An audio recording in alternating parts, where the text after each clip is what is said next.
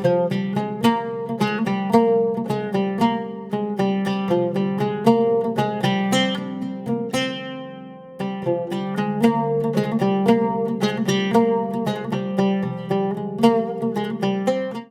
ke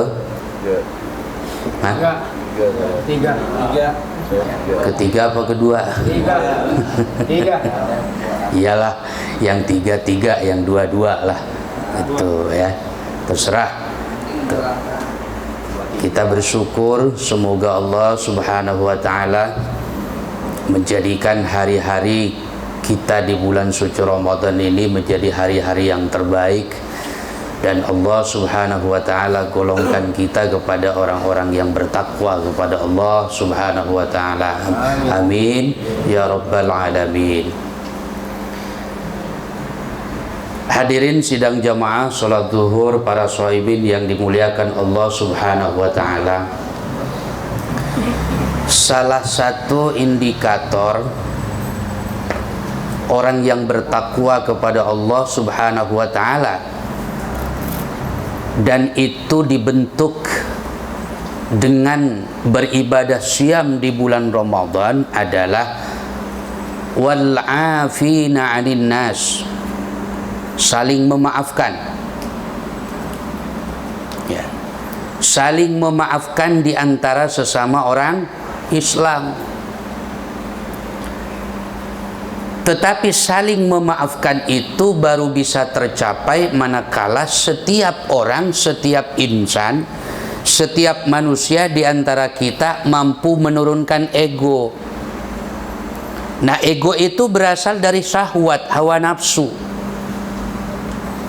Maka yang harus dilakukan di bulan suci Ramadan ini, orang yang beribadah syam di bulan suci Ramadan dengan menahan haus dan lapar dari terbit fajar sampai nanti terbenam matahari, itu adalah bagaimana mampu menahan syahwat, mengendalikan hawa nafsu. Bahasa mengendalikan, sebab nafsu itu tidak boleh dihilangkan dan gak bisa dihilangkan. Sebab kalau nafsu dihilangkan, kacau itu. Dikasih makan enak-enak, diem, ya. Dikasih sesuatu yang sebenarnya bikin ngiler, diem, ya. Ya begini begitu diem. Kenapa? Syahwatnya nggak ada. Jadi syahwat itu tidak bisa dihilangkan dan tidak boleh dihilangkan. Yang bisa adalah dikendalikan. Ya. Maka orang yang berpuasa, dia menahan haus dan lapar itu hakikatnya salah satunya itu. Bagaimana dia mampu mengendalikan dirinya dan dengan syahwatnya. Ya. Bukan berarti orang yang beribadah puasa tidak boleh punya syahwat, tidak boleh punya nafsu. Ya. Kalau disampaikan tidak boleh punya syahwat, tidak boleh punya nafsu, rugi itu istri kita. Ya, nanti pulang maghrib malamnya diem aja, rugi. Ya. Nah, oleh karena itu para jamaah, orang yang beribadah puasa itu, ya, maka salah satu stressing bagaimana mengendalikan hawa nafsu itu, bagaimana nafsu itu tidak mengarah kepada hawa amarah. Ya. Hawa nafsu itu tidak cenderung kepada hawa amarah. Sebab ketika cenderung kepada hawa amarah, maka perbuatan setiap manusia itu cenderung kepada sesuatu yang tidak diridhai oleh Allah Subhanahu wa taala, cenderung kepada sesuatu yang merugikan dan juga berdampak buruk terhadap dirinya, terhadap orang lain, bisa jadi terhadap agamanya. Tuh. Artinya, kalaulah kita punya hawa amarah, maka porsinya marah tidak boleh hilang, tapi wajib dikendalikan. Porsinya kita marah terhadap apa? Terhadap bagaimana? Itu porsinya. Ya. Kalau cuman urusan ya sepele, ya udahlah. Ya apalagi dalam ibadah Ramadan itu ya, diprogram oleh Rasulullah, ya, disampaikan oleh Rasulullah apa? As-siyamu junnatun, puasa itu benteng. Ya, puasa itu benteng. Ya. Fala yarfas wala yajhal. Dalam hadis yang lain, wala yaskhab. Jangan berkata-kata yang buruk, jangan berkata-kata yang keji, jangan berkata sesuatu yang merugikan, menimbulkan fitnah, kebencian dan lain-lain. Puasa itu mengendalikan itu. Bagaimana mulut kita tidak keluar dari mulut kita bahasa-bahasa yang tidak senonoh, bahasa-bahasa yang tidak menjadikan nilai pahala, bahasa-bahasa yang merugikan, cenderung kepada fitnah, adu domba dan lain-lain. Tuh. Maka dalam hadis lanjutannya itu, wa idza ahadakumus shaim, ketika ada seseorang yang sedang dia berpuasa, kemudian wa idzamru'u, ada seseorang qatalahu au syatamahu, ada orang yang mengajak berantem, memancing emosi, memancing hawa amarah, falyakul inni shaim, katakan aku sedang puasa. Udah ente aja, aku sedang puasa, saya sedang puasa nih. Udah, nggak usah diperpanjang, sudah selesai. Ya. Kira-kira kalau ada orang yang mancing-mancing kita, bisa nggak model begitu kita? Hah? Tempeleng. Plak. Ayo udah. Kita sedang puasa, udah. Satu kali, dua kali, tempeleng lagi. Kalau udah model begitu itu marah boleh, itu marah pada porsinya. Udah ditempeleng 3 kali, udah benyok-benyok masih, udah, falyakul ini aku sedang puasa, nggak apa-apa. Kalau gitu hadiahkan saja pipi kita kepada orang, nih tonjok ya, kenapa? Sedang puasa gua. Tuh. Makanya seperti tadi, yang namanya hawa amarah itu porsinya. Artinya bahwa hawa amarah itu tidak bisa dihilangkan, hanya bisa dikendalikan. Dan ada saatnya kita harus marah. Ada saatnya kita harus marah. Kita lagi sholat, Allahu Akbar, lagi khusyuk, ada yang ribut-ribut belakang, mengganggu sholat kita, mengganggu kehusuan sholat kita. Marah nggak kita? Marah nggak ketika itu? Ya harus marah kita. Tuh, jangan berlindung di balik ini shaim, saya sedang puasa. Udah biarin aja lah dia ribut-ribut, kita sedang puasa gitu. Nggak bisa, harus marah kita. Ya, walaupun kita dalam keadaan puasa. Kenapa? Itu marah yang benar dalam porsinya itu. Bagaimana ada orang mengganggu sholat, ya, kemudian dikasih tahu juga nggak ngerti, tetap ribut, tetap bermasalah, tetap mengganggu orang sholat, ya wajib marah kita. Makanya disitulah Imam Ali radhiyallahu an ketika perang, dalam kondisi perang, ya, dalam kondisi perang itu pedangnya itu sudah sampai di leher musuhnya. Sebentar lagi kalau digerakkan saja sudah terpenggal leher musuhnya itu. Tapi musuhnya cerdas, pinter dia. Ya, orang Islam itu tidak akan membunuh orang kecuali karena Allah. Ya, maka perang ketika itu perang fisabilillah karena Allah. Maka seketika itu musuhnya ngeludahin Ali. Itu Ali diludahin. Apa yang dilakukan Ali? Apa yang dilakukan Ali radhiyallahu anhu?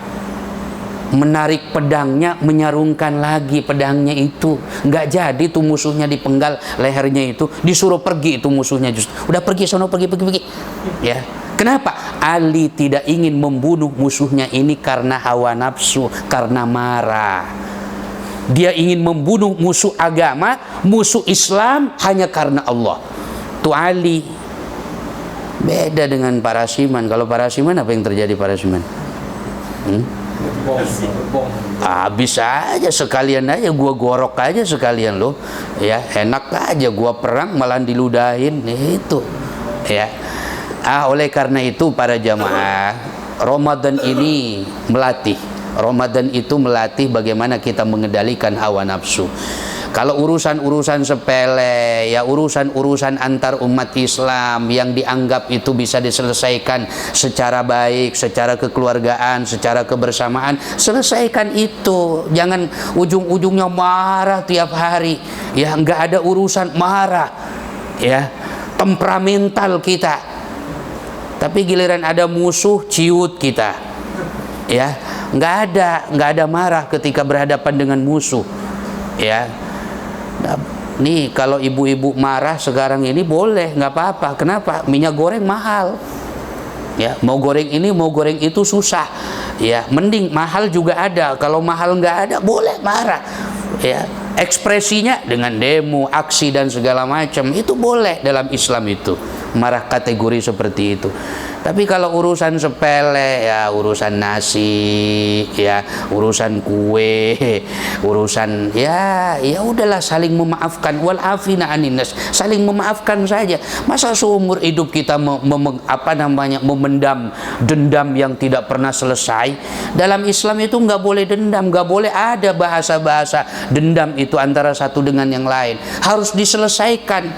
Ya, seketika itu harus diselesaikan, apapun urusannya, apapun masalahnya, nggak boleh. Ya, makanya di dalam Islam itu kata Rasulullah, la taghdab, la taghdab, la taghdab. Jangan marah, jangan marah, jangan marah. Ya.